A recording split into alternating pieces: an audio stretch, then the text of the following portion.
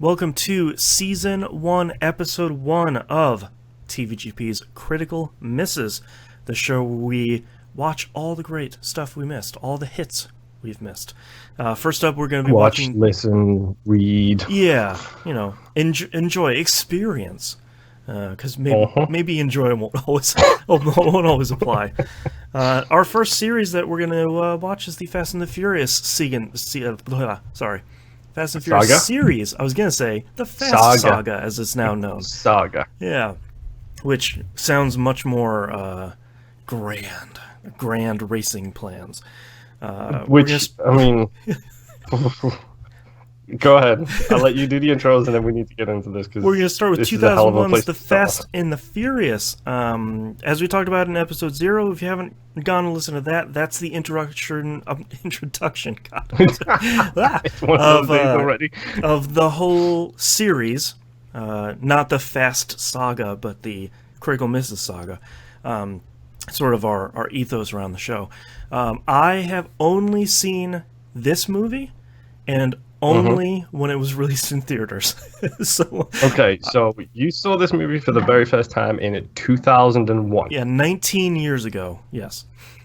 And I have never seen it since, and I've never seen any of the other ones. So I'm kind of excited to watch this because, number one, I have fond-ish memories of the first one seeing in theaters because it was like, all right, we're going to go see the car racing movie. It's like street racing. It's gritty. It came out and was like, that was kind of dumb, but I kind of had fun.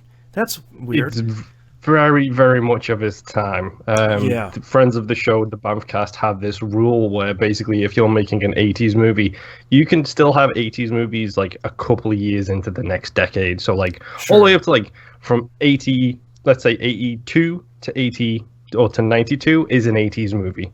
From like 92 to 2002 is a 90s movie.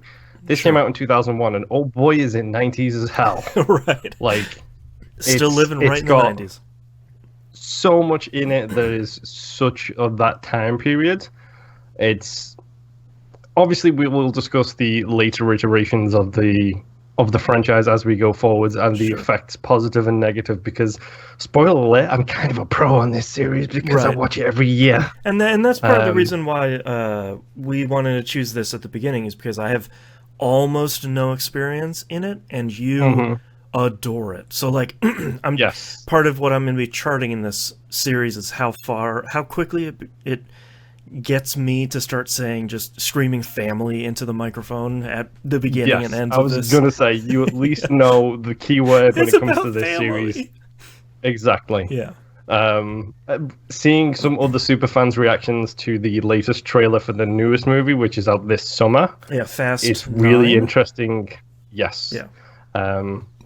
We'll probably mention it as we're going, but there are some really dumb titles in this series as we go forwards. They've all kind of been retconned into just the Fast and the Furious number, but there are subtitles associated with them, which we'll get to when we see them. Well, to be fair, one of the dumbest is we're going to start with the Fast and the Furious, and Fast and Furious is later, just dropping the out of there. So... Yeah. That's the fourth movie in the series, weirdly enough. After Tokyo Drift, correct? Yes. Gotcha. Tokyo Drift is 3. I'm very excited to watch Tokyo Drift. It's... Tokyo Drift... the funny thing is like... I think this series is underrated, but you have to go into it with an open mind. Like, it's like John Wick. John Wick is an absolutely amazing action movie. The plot for it is paper thin. It doesn't have a story. You watch John Wick to watch Keanu Reeves kick the envelope in hell out of 50,000 people to get to his target. Right. Like, that's what you watch John Wick for. You have to have the right expectations going in. Yes. Yeah. And I would actually say for this series, for this movie in particular, go in with an open mind. Understand that it was that time period. And when the superstar song scene comes on, embrace it, because it's one of my favorite scenes in the entire movie. Just let it wash over you.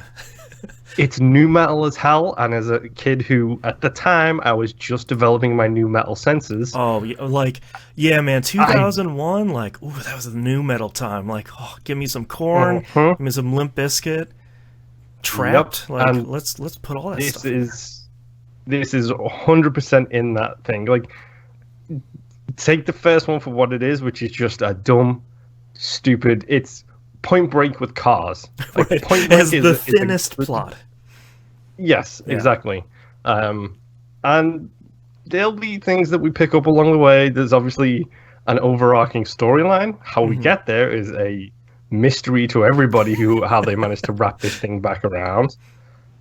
A quick question though: how do you feel about cars? Are you a car man? No, I feel like that's why I was never interested in this movie when it came out, because when it was released, it was pushed so much about like, God, look at these cars, look at these cool street, and like, I've never been, when we were growing up, like all over the world, when you're a teenager, suddenly a bunch of your friends have like in their posters at in their lockers at high school, they have like that poster of like a Porsche 911, and they have this thing, and it's just like all these cars, and they're like, yeah, man, I love car. Look at this car.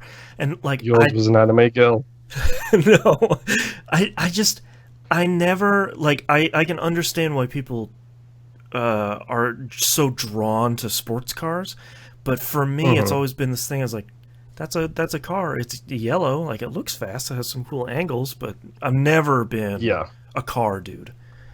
I'm when it comes to cars, I like two things. I don't care about the mechanics. I couldn't change a tire if you asked me to, because I've never had to. We're millennials, so like we don't have that skill. Exactly.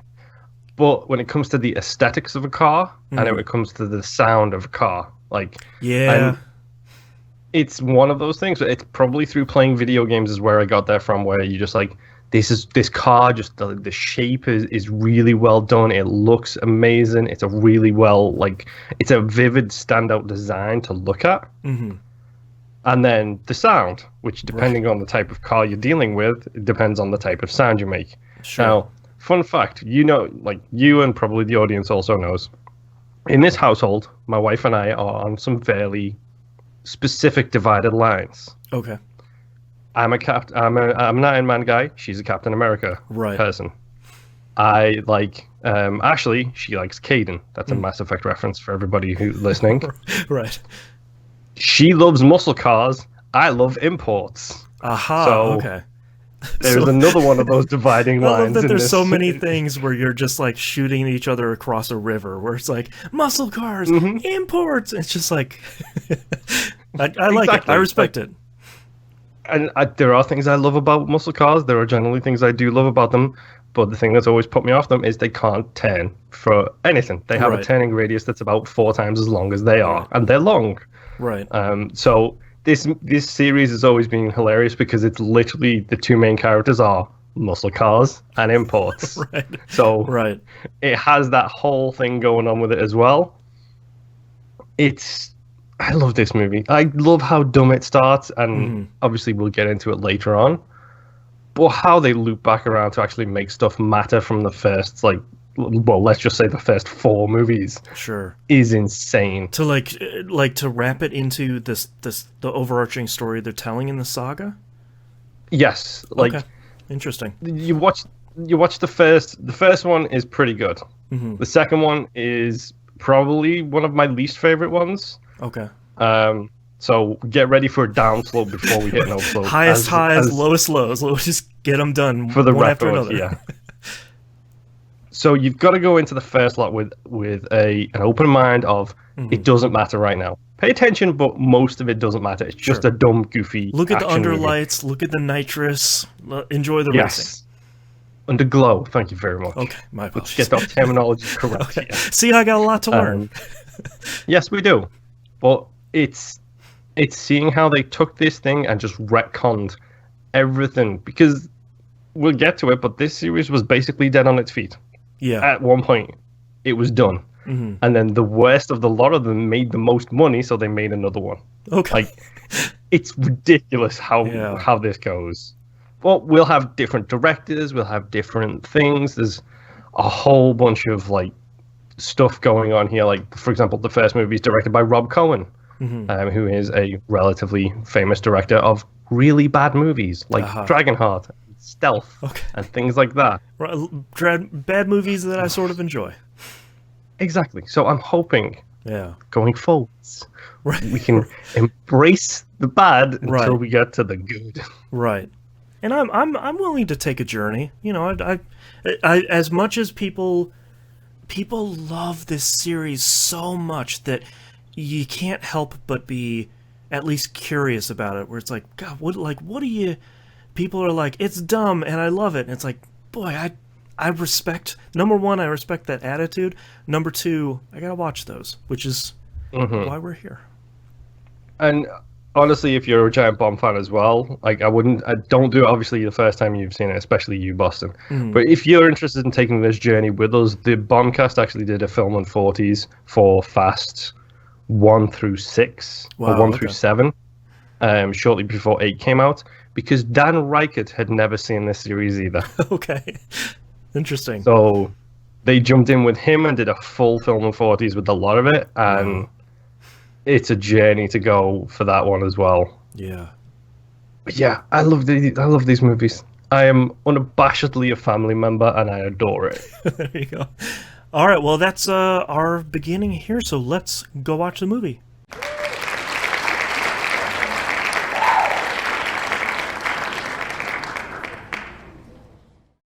We're back. We have seen the movie. We have hopefully enjoyed it. I remembered my favorite line from this movie, which is, "More than you can afford, pal. Ferrari. Vroom."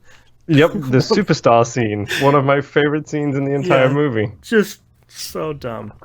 Fun fact, I watched this twice this week. Oh, okay. I only watched it the once, but I think my takeaway from the movie is I remembered so little of it. But I think this isn't a bad movie, and it's not a great movie. Nope. This is your middle-of-the-road summer blockbuster kind of movie. Yeah, it's like a solid 5 out of 10. Like, it's fun. It's definitely largely watchable. And pretty enjoyable. Yep. But, the soundtrack included, I love how 90s the soundtrack is. Part of what I like about the soundtrack, and I made a note about this, is I love that there's some scenes where there's, in the span of 2 minutes, there's 5 licensed songs. The very, very beginning, the meetup, and it goes from hip hop to R&B to hardcore EDM, then Roland's in there as well by Limp Bizkit, and then something else. And it's just and what's so funny is there's so much music in some of these parts, and then some action scenes, it's silent. It is just cars and an 18-wheeler. About the engines. Yep. I do have to say, cars driving under 18-wheelers, still dope. That's still super cool. Super cool. I like that the movie opens with it and doesn't make it. Part of the thing that I think is frustrating to me in this first movie is there's so much cool stunt work and there's so much cool car action that the movie almost kind of ignores. In the intro, the car drives under the 18-wheeler and it's just kind of hey, I have 5 seconds, whatever, and we're moving on to something else. It's no, man, that's pretty cool. The first time Vin Diesel fires up the muscle car, he hops in it, fires it up, and drives out of the driveway. It's no, this is kind of a moment. Let's make this into a thing. Yeah, the only thing you get from that, the only quote-unquote moment on that, is when he jumps in, and it just zooms in on the intake on the bonnet. Yeah. And it's just, as it revs, you just see the air thing just go, as it sucks in oxygen. It's just okay. That leads to one of my favorite dumb/amazing parts in this movie, which is the bike chase through LA. One, it's at the very end, right before the drag race between the two of them, and it's just there's this high-speed chase through LA, and then all of a sudden Vin Diesel is stopped at a red light. Yep. And then Paul Walker is next to him, and Vin Diesel's I used to race here all the time in high school. And it's what is happening right now? And then there's this slow motion traveling through time, close-up shot of the two of them. It's all over the place. I love how it kind of continues throughout the entirety of the series. I think Alex Navarro put it best. anytime anyone uses NOS in this series, they go into hyperspace. Yeah, 100%. And it's just that stretched out kind of thing where it just stretches a couple of frames, and then everybody's suddenly like, "Wah!" Yeah. It's. I think the weirdest part about this movie is that there's so much in it too. Like there's a fairly lengthy storyline, and there's a ton of characters and a ton of side characters who don't even really matter at the end. Yeah, like the bike gang's leader's brother, who's in like a scene. The snakeskin pants. Yeah, snakeskin pants. It's just like, it's just like, where did you go? And that's Johnny Tran, by the way. Johnny Tran, that's the leader of that gang. He's the one who rocks with the Honda 2000. Yes. Who wipes the floor with Jesse. Jesse's Poor Jedi. Jesse. Yeah, poor Jesse. There's just... I don't even know where to start with half of the stuff in this movie because there's so much of it, and I think so much of it kind of doesn't matter a lot.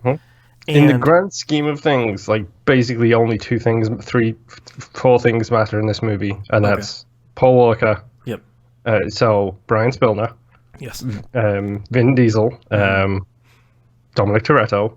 Yeah. Mia Toretto, his sister. Yep. And Rihanna Brewster. Sorry, that's Mia Toretto. And Angry Girl, who's in everything, and she's always angry. Michelle Rodriguez. Thank you. I didn't remember how much of a crush I have on her until I saw this movie, and I was like, yep, hi, hello. Also, one of the few sightings of New Rocks in movies. Right around the time I bought my first set of New Rock boots, she is rocking the New Rocks in this. Also, everyone is a baby.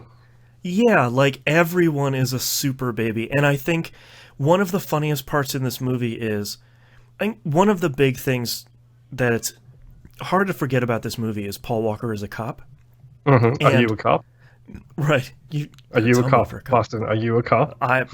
No. I owed you a 10-second car, Moon. Okay.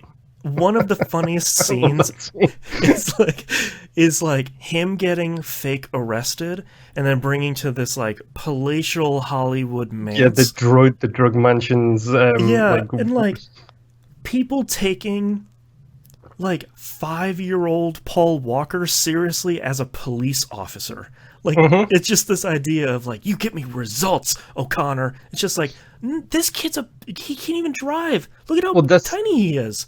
That's the big thing with it is because this movie does so much good storytelling without telling the story, and it's the thing I love in great sci-fi movies. Like, who knows what the condition of the Earth is in Alien? It doesn't matter. The important thing that matters is there's a giant corporation that's doing space shipping, whatever. Right.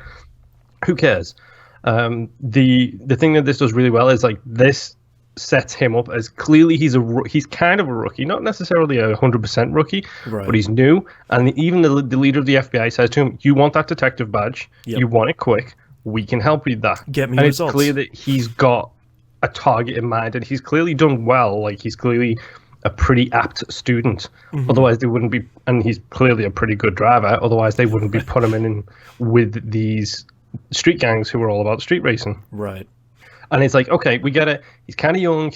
He wants to be a detective. He's still not there yet, so they put him undercover, and this is his chance to become a detective. Right. Like, this is his big shot, so to speak. Right. God.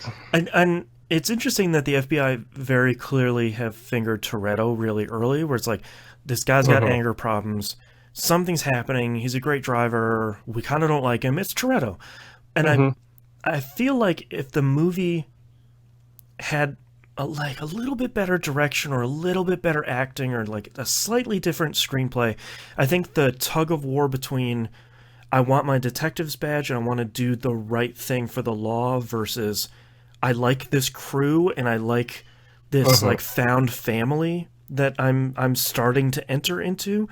I feel like there could be a better push and pull between those, but it's always kind of in the background. I feel like that's kind of the bummer of this movie. And I actually hate to say this, but this is 100% a Vin Diesel movie. Like, Paul Walker's good, but this movie is about Vin Diesel and excellent execution not Bret the Hitman Hart, but excellent execution of the anti-hero.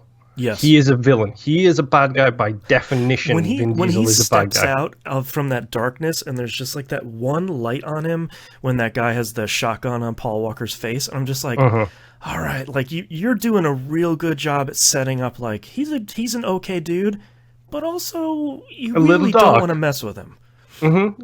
He is breaking the law. He is stealing stuff. He is very clearly into some illegal stuff. Yeah. But you like him because he's got some principles. And he did time, but he did time for a 100% valid reason in most people's eyes. Right. Like, family. It's Pitch Black all over again. Pitch Black, he was an excellent anti-hero in that too. Yeah. And it's like, okay, clearly, Vin Diesel, we have your role. This is what you're destined to be forever. And it's funny that he's not a great actor through most of the movie, but you can kind of see it shine every once in a while where it's like some that interrogation scene is him being really sinister, and he nails that intensity in that scene.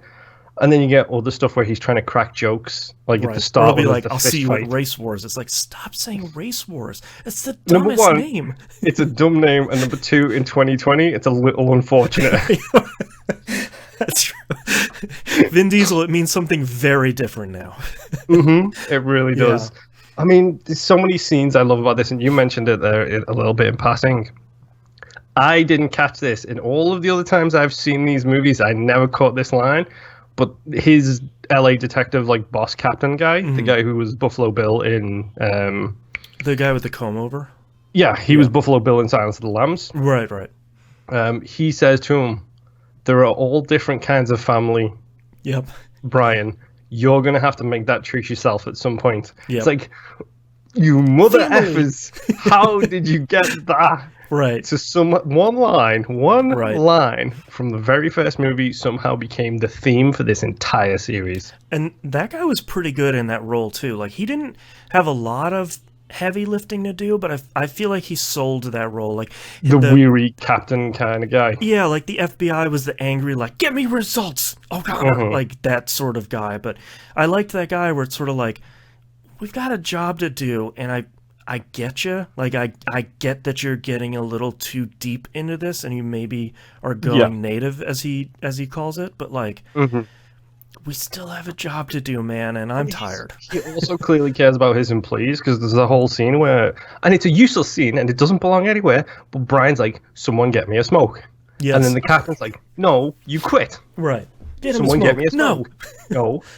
You quit. I thought you quit. You're still quitting. Nobody get this man a smoke. There's so much in this movie. Why does that scene, at the end of the day, doesn't matter. That's just a little touch of, a little sprinkle of salt on the characters there. A little flavouring to go with it. Yeah. But all told, I mean, like you said, it's if you are looking at this movie from a critical perspective, this is a 5 out of 10 movie. Yeah. It's very average. But it's got heart. So here is my challenge for you, and I thought about this today. You're going to have to do what everybody does. They do it with Star Wars, they do it with Star Trek, they do it with Marvel, they do it with Fast. Okay. You're going to have to order these in the way you enjoy them the most. Okay, I will have to start making a list as we're going to have to science this at some point. I of anybody love science. You say we're going to rank stuff, I say how high. Wait, what? So, but yes, I will. So far, 1 out of 1, thumbs up to Fast and Furious. Okay. I love this movie. It's bad. It's a bad movie. Yeah, it's certainly not the worst movie I've ever seen. No, that comes in 3 movies' time. That is the Monkey Bone. Something has to be really terrible to beat Monkey Bone. Yes. But I think it's one of those movies where you finish it and you go, okay, like, I didn't waste my time. It wasn't the best thing. It's not one of those things where it's like, everyone needs to see this movie. It's just sort of like, all right, yeah, okay, cool. I spent like an hour and 45 minutes. All right. And I will be honest, that's where I was after seeing this movie originally, and then going back to it multiple times again and again and again. It very much comes across as that this is a cool one-off. Yeah. No way does this spawn any sequels. Right. Yeah, when like they announced the second one, which we'll be watching next, Too Fast, Too Furious, Too Fast for Y'all, it was very much like, oh, Really? Mm-hmm. Are you sure? And it got even better because at that point they were like, "Oh, and Vin Diesel's not in it." Right, and it's just like, oh, okay, yeah, you're making some Double, choices. really? Sure, all right. Maybe we don't need to. Maybe But we're don't okay. worry, the pitch black connection continues, but we'll get into that on on that episode. All right, well, thank you so much, everyone, for listening to Season 1, Episode 1, where we revisited The Fast and the Furious. And Episode 2 will cover Too Fast, Too Furious.